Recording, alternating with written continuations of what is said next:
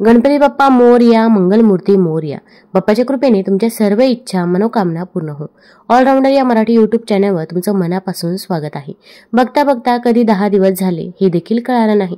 गणपती बाप्पा कायम आपल्या घरी राहावा असं आपल्याला वाटतं, पण शास्त्रानुसार बाप्पाचे विसर्जन करावेच लागते. तो आपल्या घरी नसला तरी बाप्पाची कृपादृष्टी कायम तुमच्यावर आणि कायम तुमच्या कुटुंबावर असते हे लक्षात ठेवा.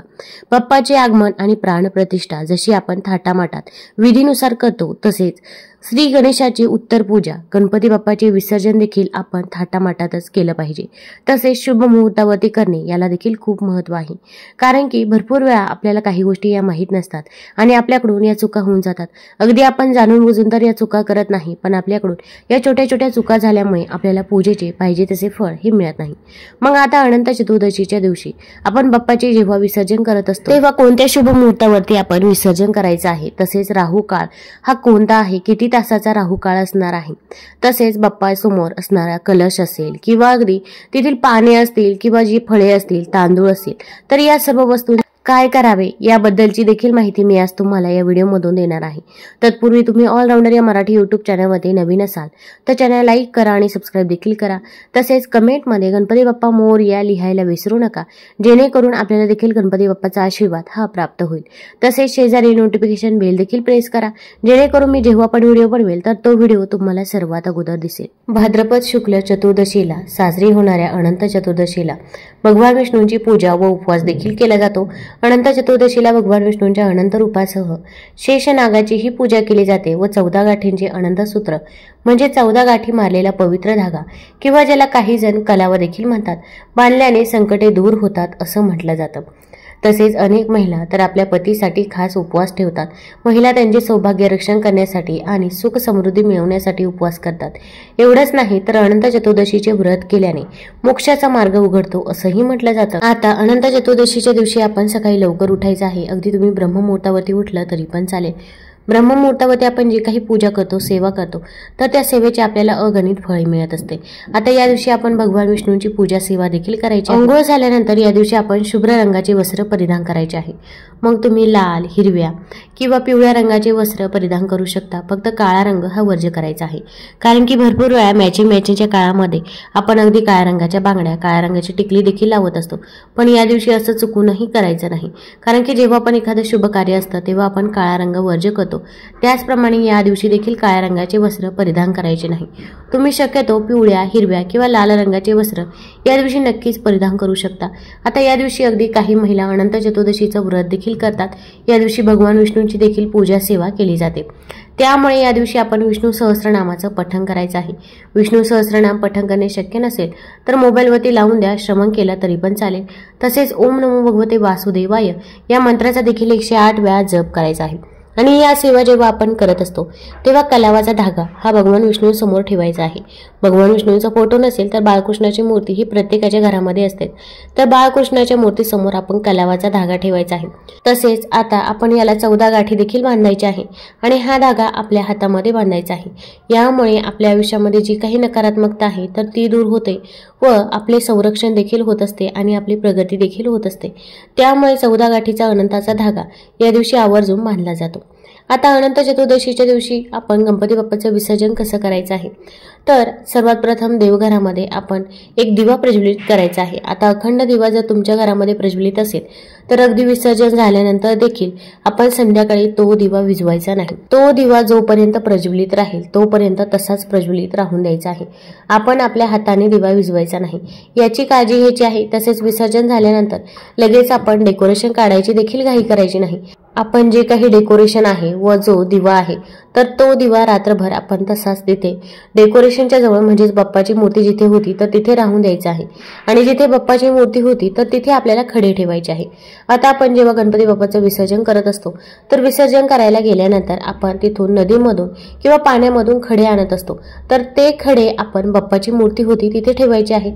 घरामध्ये आल्यानंतर पहिल्यांदा गणपती बाप्पाची आरती करायची आहे आणि यानंतर हे खडे तुम्ही अगदी तुमच्या घरामध्ये ठेवू शकता किंवा काही जण परत काही दिवसांनी ते खडे वाहत्या पाण्यामध्ये प्रवाहित देखील करतात। पण ते खडे म्हणजे साक्षात गणपती बाप्पाचं स्वरूप असतं, म्हणून ते खडे घरामध्ये आणले जातात। आता गणपती बाप्पाचं विसर्जन करण्याच्या अगोदर आपल्या बाप्पाच्या मंडपासमोर आसनावर बसून विधिवत आणि नियमांचे अगदी सोप्या पद्धतीने पालन करून आपल्याला विसर्जन करायचं असतं। तर विसर्जन करताना आपल्याला एक मंत्र म्हणायचा आहे, कारण बघा आपण गणपती बाप्पांची प्राणप्रतिष्ठा केलेली आहे, त्यामध्ये प्राण आलेले आहेत। जर विसर्जन आपण नियमाने केलं पाहिजे तरच आपल्याला या संपूर्ण दिवसाचं फळ जे आहे तर ते मिळत असतं। सगळ्यात पहिले म्हणजे विसर्जनाच्या वेळेस त्यातला जो काही प्राण आहे तर तो प्राण आपल्याला काढायचा असते। तर बघा ज्या दिवशी गणपती विसर्जन आहे म्हणजे 6 सप्टेंबरला, त्या दिवशी शनिवार आहे। तर या दिवशी विसर्जनाच्या वेळेस अगदी सकाळी छान बाप्पांची पूजा करून घ्यायची आहे, त्यानंतर प्रार्थना वगैरे करून घ्यायची आहे, गणपती बाप्पांना प्रसाद अर्पण करायचा आहे। तसेच अगदी तुम्ही 5 फळं देखील अर्पण करायचे आहे। अतिशय उत्तम पद्धतीने आपण पूजा करायची आहे। गणपती बाप्पांच्या आवडीचे मोदक देखील करायला विसरू नका। छान नैवेद्य वगैरे तयार करायचा आहे आणि त्यानंतर घराचे वातावरण छान ठेवायचे आहे। बाप्पांची आरती वगैरे करायची आहे, क्षमा प्रार्थना करायची आहे। आपण अगदी साध्या भोळ्या मनाने जे काही मनामध्ये आहे तर ते म्हणू शकतो की हे गणराया तू विघ्नहर्ता, विजय मिळवणारा आहेस, तू विघ्नहर्ता आहेस, देवांचा प्रिय आहेस, त्यामुळे तू ज्ञान संपन्न आहेस, तुझ्या चरणी माझा नमस्कार आहे। आणि दुसरी गोष्ट म्हणजे माझ्या सर्व कार्यामध्ये येणाऱ्या विघ्नांचा तू नेहमी सर्वनाश करतो। पूजा विधी करताना माझ्याकडून न कळतपणे काही चुका झाल्या असतील तर देवा मला त्याबद्दल क्षमा कर, त्यासाठी मी ही क्षमा प्रार्थना मागत आहे। मी अज्ञानाने तुझी पूजा केली आहे, कृपा करून ती मान्य करून घे। माझ्याकडून झालेल्या चुकांसाठी मला क्षमा कर, माफी दे। मी केलेल्या पूजेमुळे तू माझ्यावरती प्रसन्न राहशील हीच मी अपेक्षा करते। आणि नंतर हातामध्ये अक्षता घ्यायची आहे, तसेच एक फूल देखील घ्यायचं आहे। मी स्क्रीनवरती जो मंत्र देते तर तो मंत्र देखील आपण पठण करायचा आहे, किंवा स्क्रीनवरती तुम्हाला दिसला नाही तर डिस्क्रिप्शन बॉक्समध्ये देखील मी तुम्हाला हा मंत्र लिहून देत आहे। तर जो स्क्रीनवरती मंत्र दिसत आहे तर तो मंत्र आपण म्हणायचा आहे। या मंत्राचा अर्थ असा होतो की जिथे ब्रह्मा विष्णू महेश आहे त्या ठिकाणी तुमचा वास आहे, त्या ठिकाणी तुम्ही पुन्हा प्रस्थान व्हा। मी या पूजेमध्ये ज्या देवांची पूजा केली आहे त्यांना पुन्हा पुन्हा माझ्यासाठी कल्याणासाठी यावे असे म्हणून त्या हातामध्ये जे आपण अक्षता आणि फुले आहे तर ते आपल्याला बाप्पावरती टाकायचे आहे। आणि अशा प्रकारे आपण बाप्पामधला आता प्राण काढायचा आहे। याचा अर्थ असा आहे की मग जागीच मूर्ती तुम्हाला थोडीशी हलवायची आहे। बघा ही सकाळी आपली आरती झाली, अशा प्रकारे आपण मूर्ती वगैरे हलवली। या दिवशी पंचखाद्यांचा नैवेद्य देखील केला जातो। पंचखाद्यामध्ये खारे, खोबरं, खसखस, खडीसाखर, खवा अशा अनेक प्रकारच्या पंचखाद्यांचा त्यामध्ये समावेश असतो। किसमिस सुद्धा टाकली तरीही चालेल। अशा प्रकारे पंचखाद्याचा नैवेद्य किंवा मग गुळ खोबऱ्याचा नैवेद्य किंवा गुळाचे मोदक जे असतात तर ते गणपती बाप्पांना शिदोरीसाठी तुम्हाला बाप्पांसोबत पाठवायचे असतात। आता गणपतीचे विसर्जन झाल्यानंतर ज्या तांब्यामध्ये सुपारी आहे, गणपती बाप्पा म्हणून आपण समोर विड्याच्या पानावर देखील सुपारी ठेवलेली आहे, त्याचबरोबर गणपती बाप्पांच्या खाली तांदूळ ठेवलेले आहे।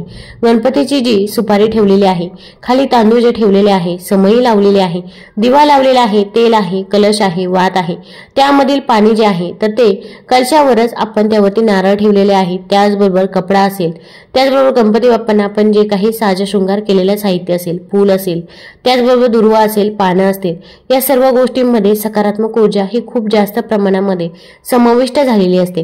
तर या सकारात्मकतेचा प्रभाव आपल्यावरतीही राहावा, आयुष्यभर आपल्या घरामध्ये कधीच कशाची कमतरता पडू नये यासाठी आपल्याला या गोष्टींचं व्यवस्थितपणे विल्हेवाट लावणे सुद्धा खूप गरजेचं आहे। तर ज्या 2 सुपारी आपण कलशातील सुपारी आहे तर ती काढायची आहे, ती स्वच्छ पुसून घ्यायची आहे, वाळवायची आहे, सुकवायची आहे, तसेच ओली ठेवायची नाही। त्यानंतर तुम्हाला जे आपण देवघरासमोर आपल्या गणपती बाप्पांसमोर जी सुपारी ठेवलेली आहे तर ती सुद्धा तुम्हाला व्यवस्थितपणे काढून घ्यायची आहे। तुम्हाला ती वापरायची नसेल तर ती तुम्ही निर्माल्यामध्ये देखील टाकू शकता। आता ही जी काही सुपारी आहे तर या सुपारीचा देखील आपण वापर करू शकता। आता भरपूर ठिकाणी ही सुपारी गणपती बाप्पाचे प्रतीक समजून ती अगदी लाल कापडामध्ये ठेवली जाते। लाल कापड घ्यायचं आहे, तिच्यामध्ये जे काही गणपती बाप्पा खाली थोडेसे तांदूळ होते ते तांदूळ त्यामध्ये टाकायचे आहे आणि एक सुपारी टाकायची आहे। आणि आपण जर कलशामध्ये 1 रुपयाचं नाणं टाकलेलं असेल तर ते नाणं देखील त्या लाल कपड्यामध्ये टाकायचं आहे आणि याची आपल्याला पोटली बनवायची आहे आणि ही पोटली आपण आपल्या तिजोरीमध्ये ठेवायची आहे। यामुळे आपल्या घरामध्ये कधीही अन्नधान्याची कमतरता ही भासत नाही। तसेच बाप्पाचा आशीर्वाद हा आपल्यावरती सदैव राहतो। तसेच ज्या काही पैशांच्या अडचणी अडथळे आहे तर त्या देखील दूर होण्यास मदत होत असते। त्यामुळे अशी सुपारी आपण आपल्या देवघरामध्ये किंवा तिजोरीमध्ये ठेवू शकता।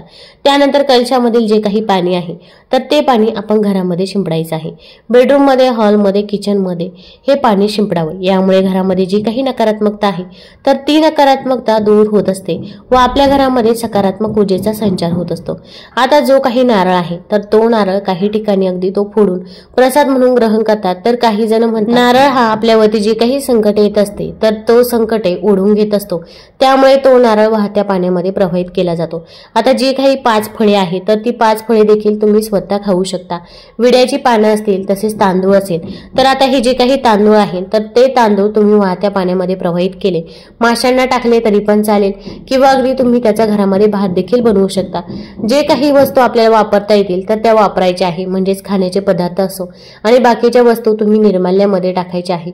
वाहत्या पाण्यामध्ये प्रवाहित करू शकता किंवा एखाद्या झाडाखाली खड्डा करून त्याखाली देखील तुम्ही या दुर्वा किंवा विड्याची पाने मातीमध्ये नक्कीच काढू शकता।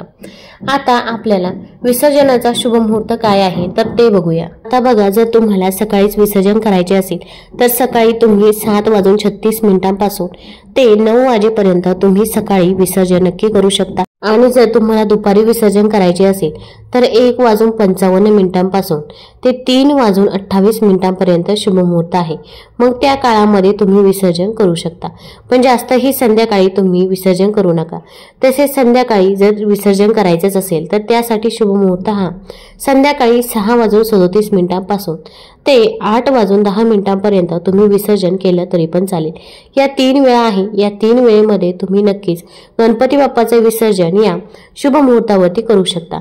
आता यामध्ये आपल्याला फक्त जो काही राहू काळ आहे तर तो राहू काळ टाळायचा आहे, कारण की राहू काळामध्ये कोणतंही शुभ काम हे केलं जात नाही। तर गणपती विसर्जनाच्या वेळेस राहू काळ हा दुपारी 9:30 ते 12 वाजेपर्यंत आहे। मग या काळामध्ये आपण चुकूनही विसर्जन करायचं नाही। इतर कोणत्याही वेळेमध्ये तुम्ही विसर्जन केलं तरी पण चालेल। तुम्हाला जर हा व्हिडिओ आवडला असेल तर आपल्या ऑलराऊंडर या चॅनलला लाईक करा, सबस्क्राईब करा आणि आपल्या मित्रपरिवारासोबत जरूर शेअर करा। धन्यवाद।